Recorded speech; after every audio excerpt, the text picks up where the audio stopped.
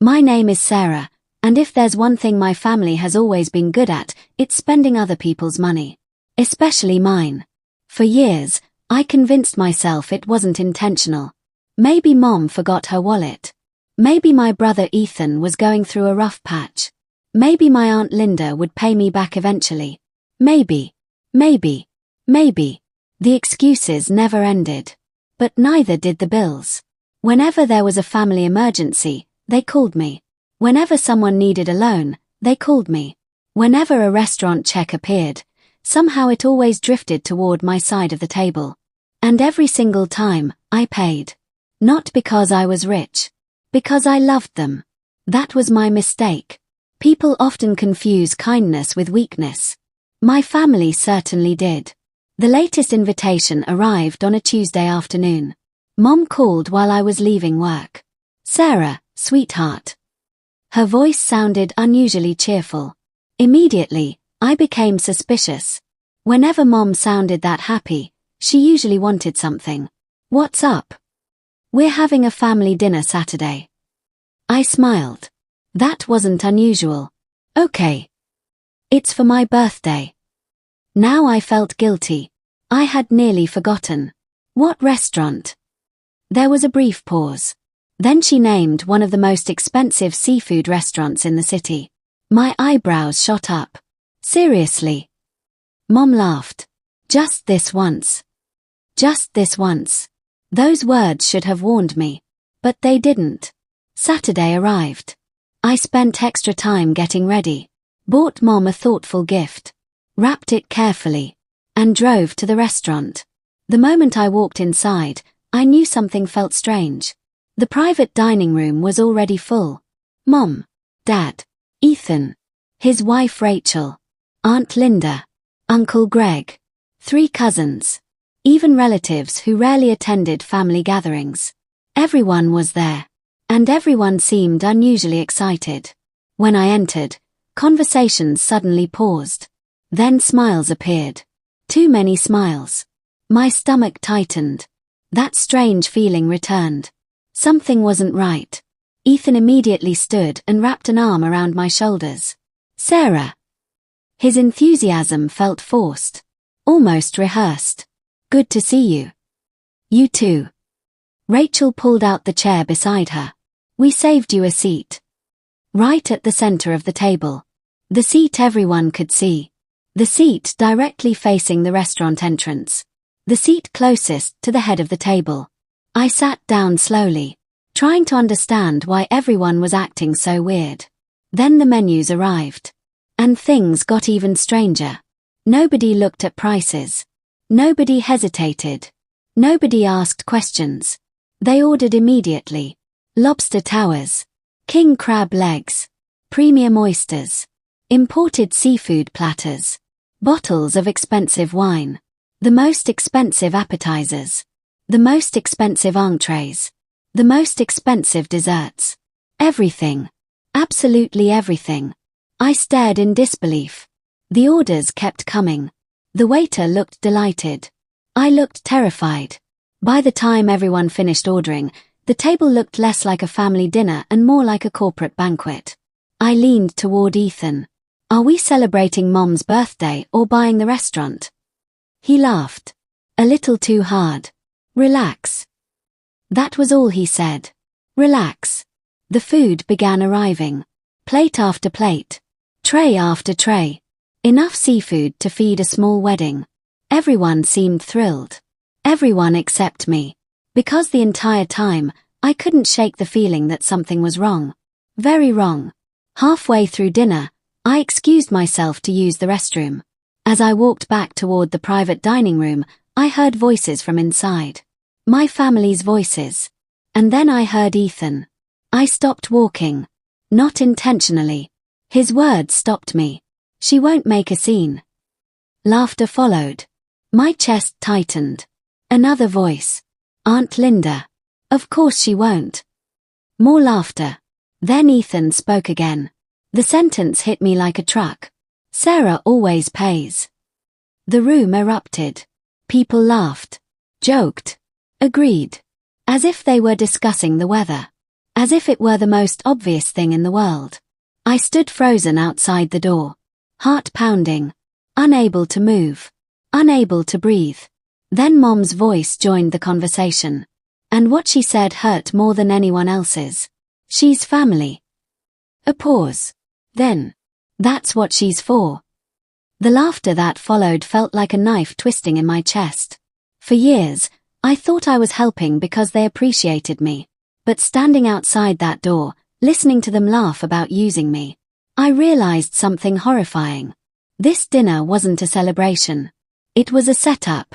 And somehow, I had walked straight into it. A few minutes later, I returned to the table wearing a smile. The same smile I had worn for years. The same smile that convinced everyone I was okay. Nobody realized I had heard them.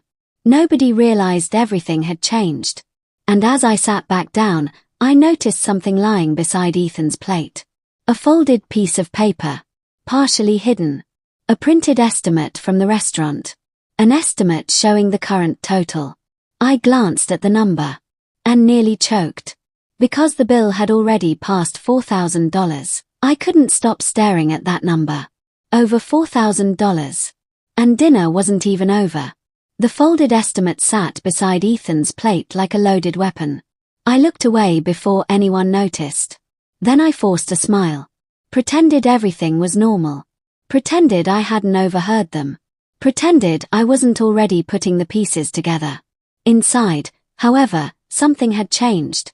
For years, I had been the family's safety net. The responsible one. The dependable one. The person who always fixed problems. Paid bills. Covered emergencies. Bailed people out. And apparently, my family had become so comfortable with it that they no longer even bothered hiding their expectations. This wasn't a misunderstanding. It wasn't an accident. It was a plan. A carefully planned setup. The realization hurt more than I expected. Not because of the money. Because of the disrespect. The waiter returned carrying another tray of lobster. More wine followed. Then desserts. Huge desserts.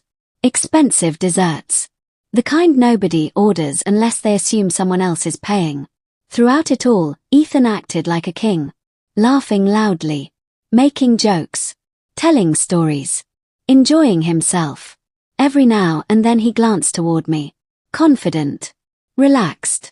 Certain he had everything under control. That confidence would become important later. Very important. When dinner finally ended, the waiter cleared the table. The room buzzed with conversation. People leaned back in their chairs. Satisfied. Happy. Completely unaware that I was done playing my role. Then Ethan stood. Raised his glass. And tapped it with a spoon. The room quieted. Before we finish tonight. He smiled at Mom. I just want to thank everyone for coming. Applause followed. Then he turned toward me. My stomach tightened. Because I already knew what was coming. He wrapped an arm around my shoulder. Especially Sarah. Several relatives nodded. Smiling. Waiting. Ethan grinned. She's always taken care of this family. More smiles. More agreement. Then came the trap.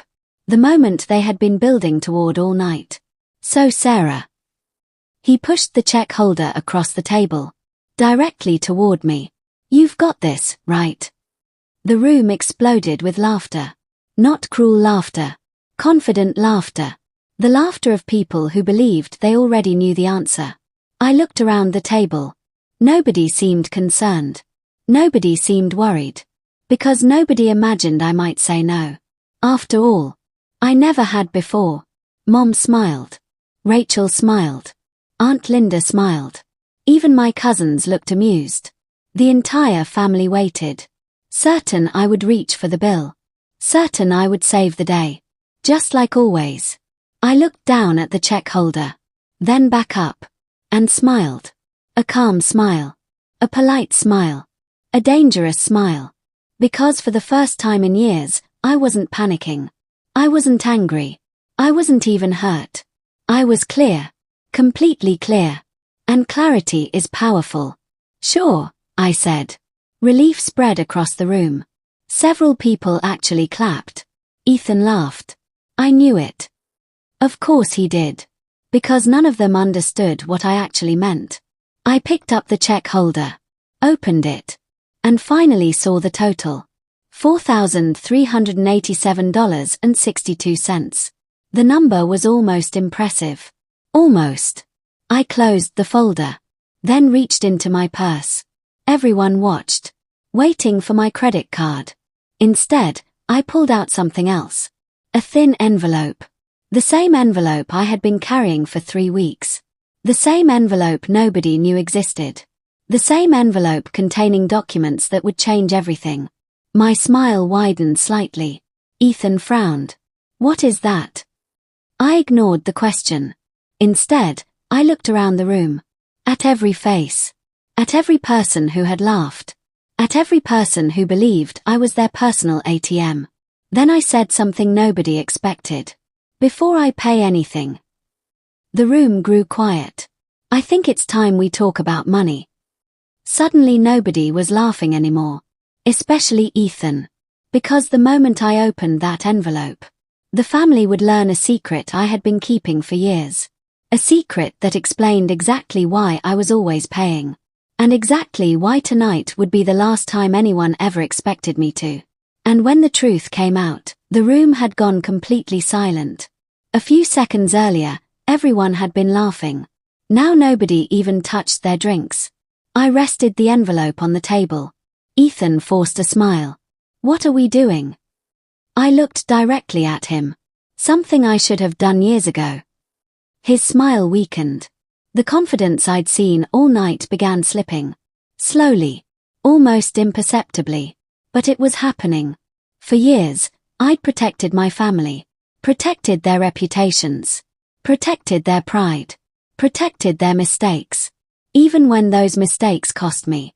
Tonight, I was finished protecting people who had never protected me. I opened the envelope. Inside were dozens of papers. Bank transfers. Loan records. Payment confirmations. Old messages. Signed agreements. Every document carefully organized. Every receipt dated. Every dollar accounted for. Rachel frowned. What is all that? I slid the first stack across the table. Toward my mother. Toward my father. Toward everyone. Mom adjusted her glasses. Then her eyes widened. Dad leaned forward. Confusion quickly turned into shock. Because the documents showed something nobody expected. Not even Ethan. Over the past 8 years, I had quietly loaned family members more than $96,000. $96,000. The number seemed unreal even to me. But there it was. Page after page. Year after year. Every transfer documented. Every payment verified. The room felt frozen. Nobody spoke. Then Aunt Linda looked up. That can't be right. I handed her another sheet. It is. She stared at it. And immediately looked away. Because her name appeared several times. So did Ethan's. Rachel's. Uncle Greg's. Even 2 of my cousins. The silence became unbearable. Then Dad spoke. You loaned this much money. I nodded. His face turned pale. Because he had no idea. Neither did Mom. I had hidden it from them intentionally. At first, I thought I was helping. Then I became embarrassed. Then it became a habit. And eventually, it became expected. Ethan suddenly laughed. A nervous laugh. Okay, but these were loans. Yes. So what's your point? I looked directly at him. My point is that almost nobody paid me back. The room exploded. Not with shouting. With uncomfortable movement. People shifting in their seats. Avoiding eye contact. Looking anywhere except at me. Because they knew. Every single one of them knew. Mom looked horrified. You never told us. No. Why? I took a deep breath. Because the answer was painful. Because every time someone needed help, I thought family came first. The words hit harder than I intended. Several relatives lowered their heads. But Ethan wasn't finished. He leaned forward. trying to regain control, trying to turn the conversation. Nobody forced you. There it was. The defense people use when gratitude is missing. Nobody forced you. Technically true. Emotionally dishonest. I nodded. You're right. Ethan smiled. Too soon. Because I wasn't finished. Nobody forced me. I paused. Just like nobody forced you to promise you'd repay me. His smile disappeared. Immediately. Rachel stared at him. What does that mean? I reached into the envelope again and pulled out printed text messages. A lot of them. I slid one across the table. Rachel picked it up. Then another. And another. Her expression changed with each page. Confusion. Surprise. Anger. The messages were from Ethan. Dozens of The question hung in the air. Nobody spoke. Nobody moved. Rachel's eyes never left Ethan. What did you need $35,000 for? Her voice was quiet. Dangerously quiet. The kind of quiet that comes right before everything falls apart. Ethan swallowed. I can explain. Rachel laughed once. A short, bitter laugh. Then explain. The room felt smaller. Hotter. Everyone stared at Ethan. For years, he had always known exactly what to say. Exactly how to charm people. Exactly how to redirect attention. But tonight, the spotlight wasn't moving. And for once, he couldn't escape it. I was going through some things, he said. Nobody answered. Because that wasn't an explanation. It was an excuse. Rachel held up the paperwork. $35,000 isn't some things, Ethan. Dad nodded. She's right. Ethan looked trapped. Good. For years, I'd been trapped by everyone's expectations. Tonight it was his turn. I opened another folder. One I hadn't planned on using. But after hearing Mom say, that's what she's for, I had stopped worrying about protecting anyone. I slid several pages across the table. Straight toward Rachel. She looked down. Then her face changed. Completely. What is this? I didn't answer. The documents spoke for themselves. Luxury hotel charges. Casino withdrawals. Private club memberships. Weekend trips. Thousands upon thousands of dollars. Not business expenses. Not emergencies. Not investments. Pure spending. Careless spending. Selfish spending. Rachel turned page after page. Each one made her expression darker. Then she stopped. Frozen. Her eyes locked onto a particular charge. I knew the one. Because it had shocked me too. A 6-day luxury resort trip. 2 years ago. The exact same month Ethan had told me he couldn't afford groceries. The exact same month he'd called me crying. Begging for help. Begging for that $35,000. Rachel looked up slowly. When was this? I answered. 2 weeks after he borrowed the money. The room exploded. Not literally. Emotionally. Mom gasped. Dad stood up. Aunt Linda started arguing. My cousins whispered. And Rachel. Rachel looked devastated. Because she remembered that month. Everyone did. Ethan had spent weeks claiming life was falling apart. Claiming bills were crushing him. Claiming he needed help. Meanwhile, he was vacationing in luxury. On money he'd borrowed from me. Money he'd never repaid.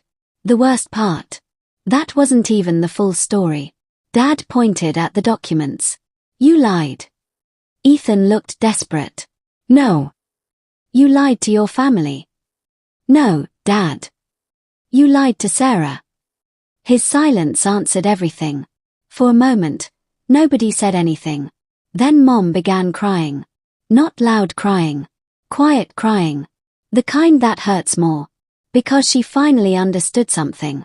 This wasn't about a restaurant bill. This wasn't about lobster. This wasn't about dinner. It was about years of manipulation. Years of taking advantage of someone who kept saying yes. And that someone was me. Rachel suddenly pushed back her chair. Hard. The sound echoed through the room. Ethan. Her voice shook. Tell me the truth. He looked away. Big mistake. Because once trust disappears, looking away looks exactly like guilt. Rachel stood. Tell me. Still nothing. Then she said something that changed everything. Did you ever plan to pay Sarah back? The silence that followed felt endless. 5 seconds. 10 seconds. 15.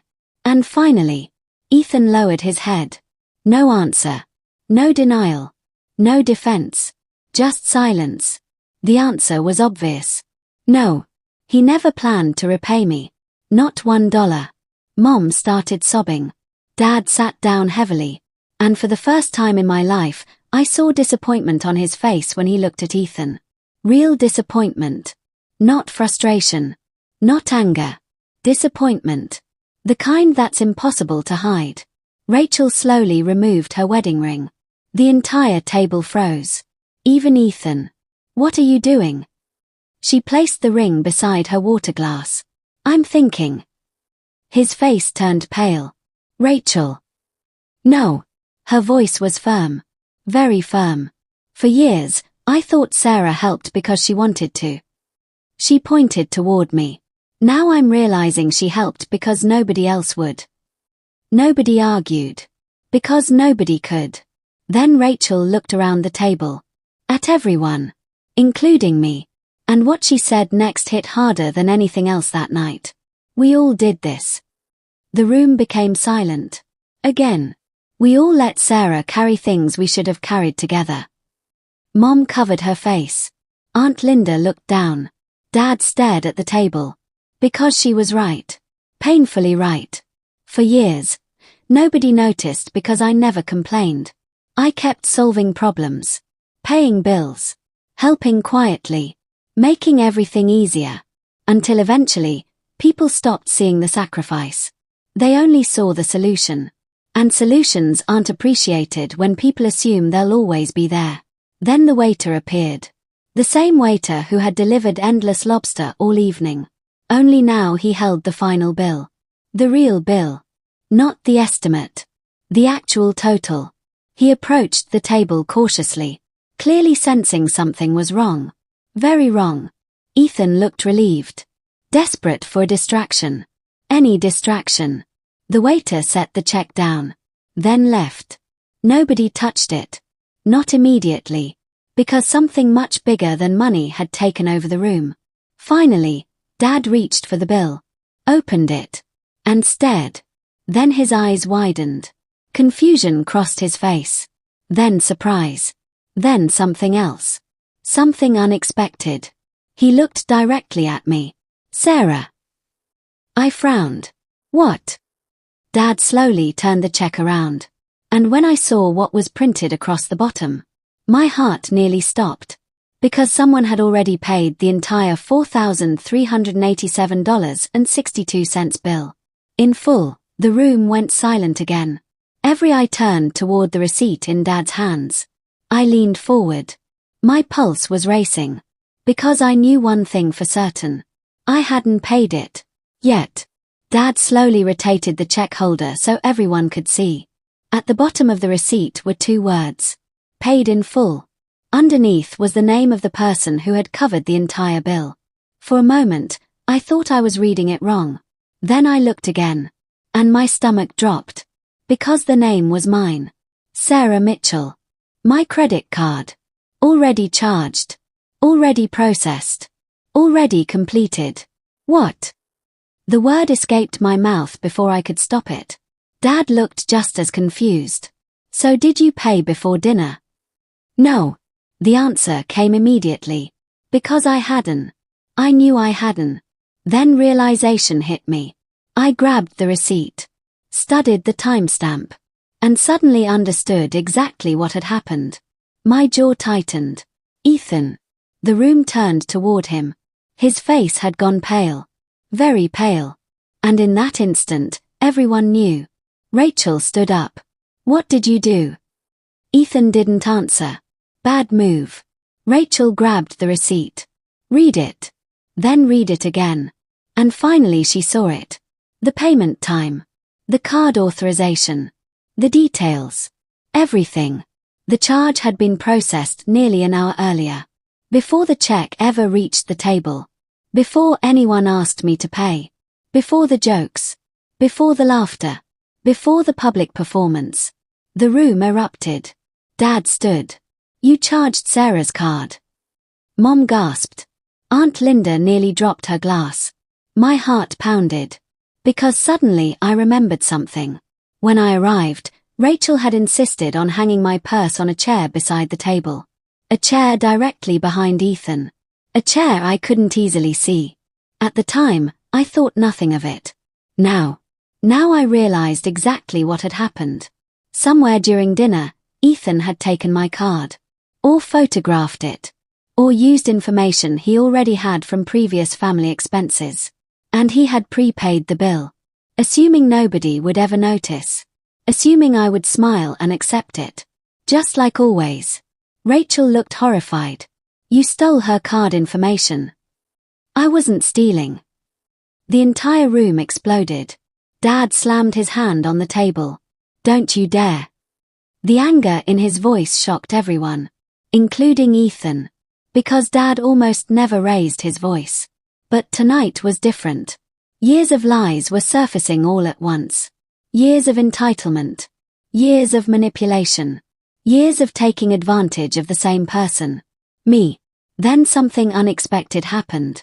The restaurant manager entered the room. A professional-looking woman carrying a tablet. She glanced around nervously. "Excuse me." Everyone turned.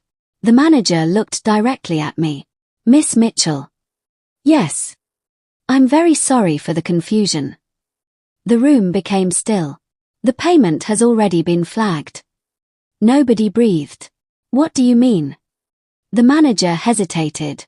Then spoke carefully. "The cardholder contacted the bank."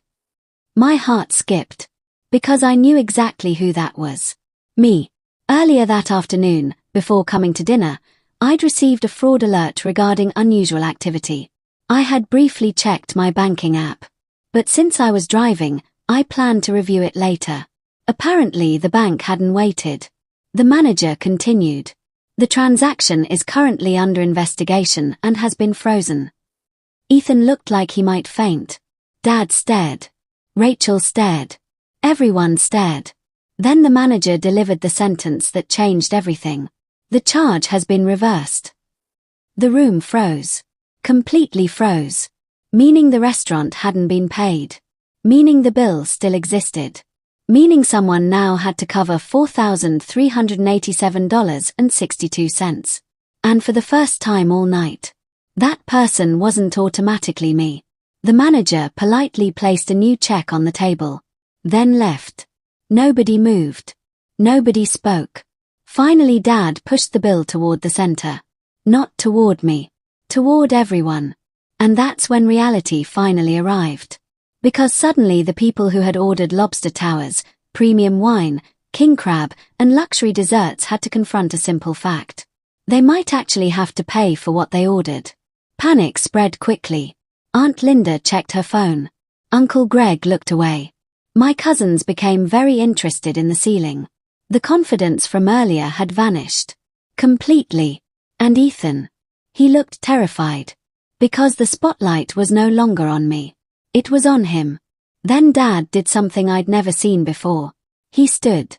Looked directly at his son. And said, "You created this mess." Ethan swallowed hard. "Dad." "No." Dad pointed at the bill. "You wanted Sarah to pay." His voice cracked slightly. "You embarrassed your sister." Silence. "You lied." More silence. "You borrowed from her." More silence. "You never intended to repay her." Ethan lowered his head. And then Dad said the words nobody expected. "You're paying first."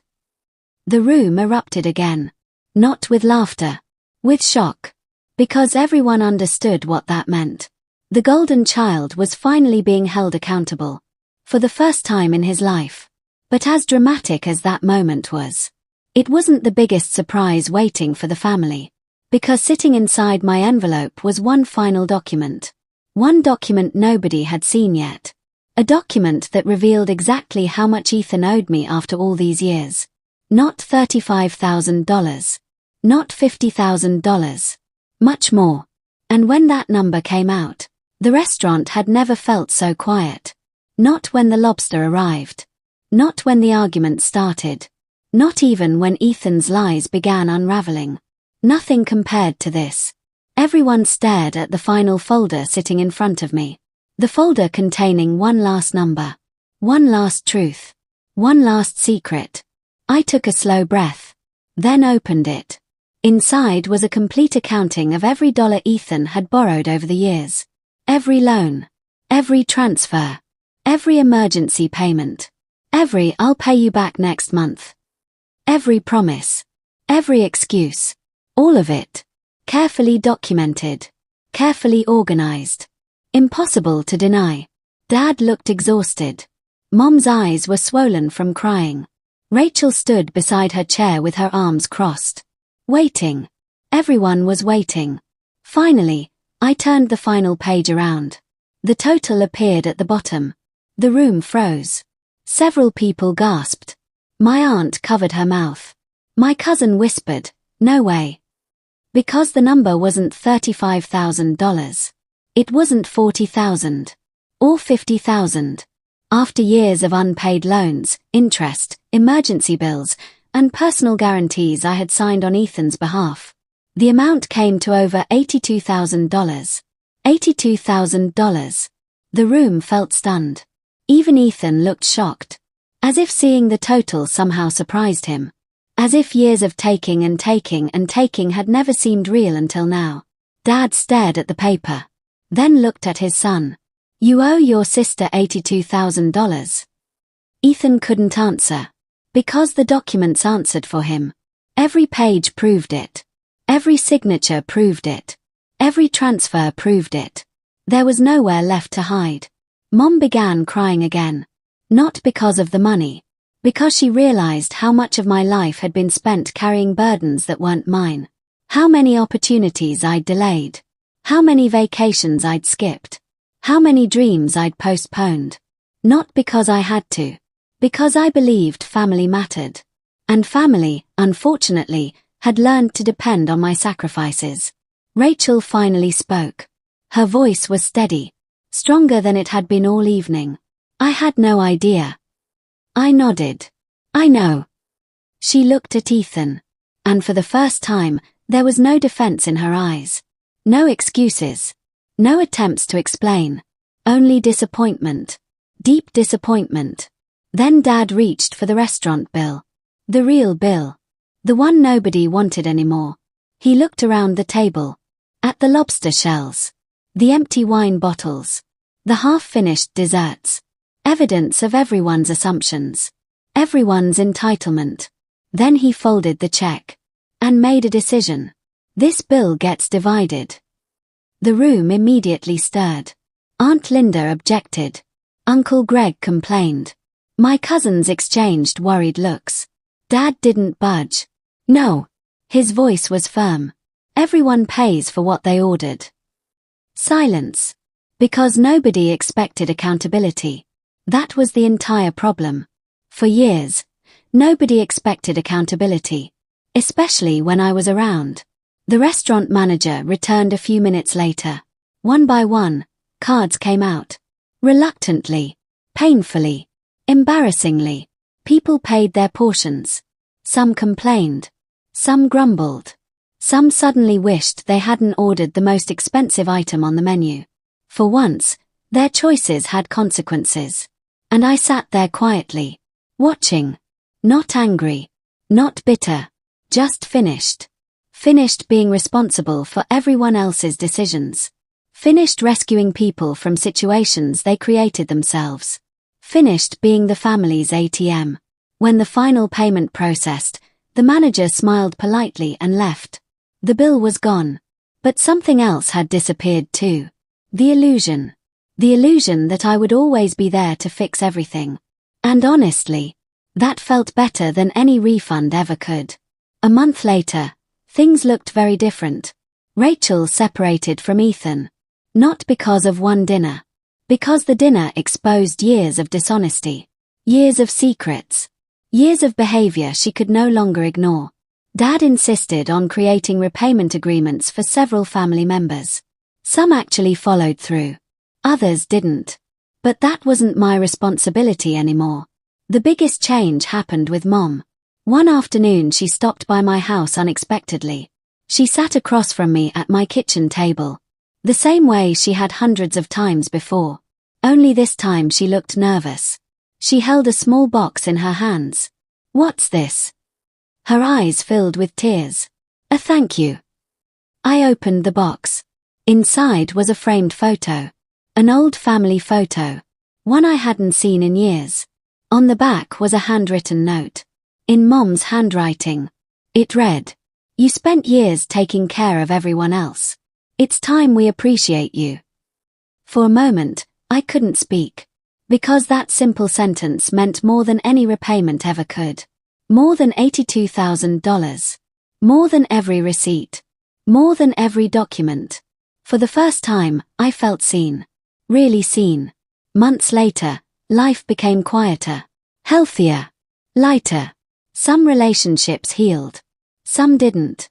But I learned something important. Helping people is a beautiful thing. Until they start expecting it. Generosity is a gift. Not an obligation. And the moment people treat it like an obligation, it stops being generosity. It becomes exploitation. That night at the restaurant changed my life. Not because of the lobster. Not because of the money. Not because of the lies. It changed my life because I finally said no. A single word. A simple boundary. A long overdue decision. And strangely enough, saying no didn't destroy my family. It revealed it. The people who truly loved me stayed. The people who only loved what I could do for them disappeared. And in the end, that was worth far more than $4,000. Because the last bill I ever paid wasn't the restaurant check. It was the emotional debt I'd been carrying for everyone else. And for the first time in years, that debt was finally gone. The end. Hit the subscribe button and turn on the bell icon so you never miss a new emotional story. Your support means more than words can say, and it helps us continue bringing these untold stories to life.